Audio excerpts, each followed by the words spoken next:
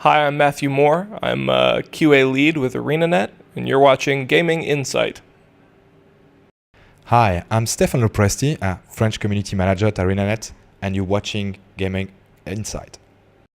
So, first off, I'm going to say, yes, we've developed different parts of the games, but they rely on similar things, like our combat system. The combat system stays the same, whether you're in PvE, PvP, and we've made sure that we've had a very fun combat system in Guildwars2. We still rely on the same basics that we have in Guildwars1 with a set of skills which are going to give you different abilities, and you have a certain amount of choice, and that's definitely going to be important. And that combat system carries over from PvE to PvP, whether it's world versus world PvP or competitive PvP. Now the world PvP you were talking about. So it's basically three huge worlds. They correspond to a group of players playing on the same world, fighting each other on very, very big maps. They are really massive maps.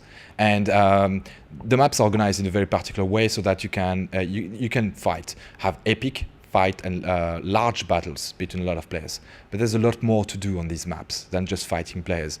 We've put a lot of objectives on these maps, some dynamic events that players have to do. There will be forts to defend. You can build a lot of different siege weapons to try to destroy these fortresses and castles, which are manned by NPCs. So it's a large fight in and by itself, but it's also over a long period of time. There's a lot of strategy involved in that.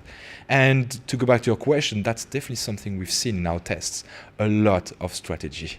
And it was a lot of fun, incredibly fun.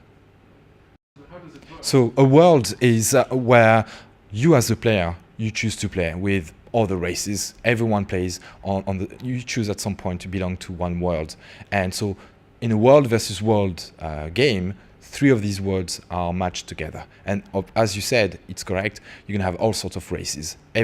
All the players play together on the same world against other worlds. And it's currently set for a set of 2 weeks. During that game, the world that is leading in terms of points, because you capture objectives, grants a certain advantage to its world, which could be a bonus on some parts of the gameplay. It's a minor bonus, but it's something to keep them interested in the world versus world and make it worth the effort for some players. Although it's a fun part in itself, you don't need that advantage. It's a lot of fun.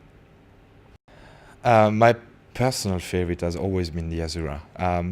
I don't know, there's something about that culture, their use of technology, the way they talk, the way they plan things. They're very cognitive, humorous race, something that always appealed to me, even in the original Guild Wars. I would hate to say the same thing as Stéphane's. I'd like to give you some variety, but in reality, my favorite race is the Asura. So I love the Asura because I always root for the little guy, and in part because of their stature, but also in part because it seems that the other races, there's so much flavor in the world of Tyria in terms of the interaction between different races, and the way that the other races don't really think that the Asura are going to accomplish much has put them in a place of proving themselves, and it's hilarious to see their storylines progress because the Asura are incredibly capable. They're smarter perhaps than even they know, which makes them also a little bit dangerous when things go wrong.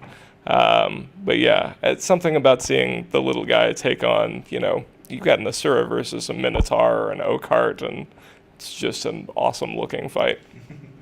So we have a side-kicking system, which allows people to play together, regardless of what levels they are. So if you level up to 80 by going through your own personal story and by progressing through a series of maps that are designed to work for your particular character, but then you want to go and look at like another starter area, the world will kick you back down to an appropriate level.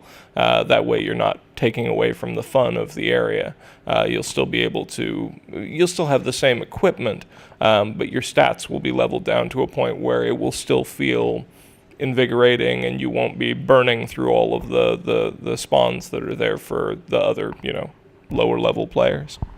I just want to add the reason why also this system makes a lot of sense is that there's a lot of content in Guildwars2. The world is really large and big, so it's very unlikely that going through your personal story you can experience all of that. We've introduced optional contents such that the dungeons, for example, they're scattered throughout the world, but you don't have to do them.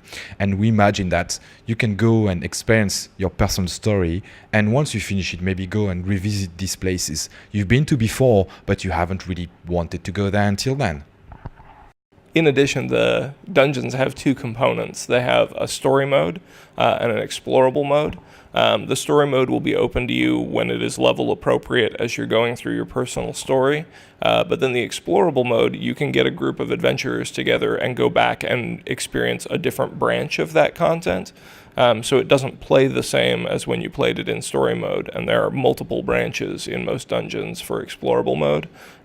So a lot of people who are looking for a high-end, coordinated, having a good team that works well together and play really difficult stuff will be able to play through a lot of those explorable options in the dungeons.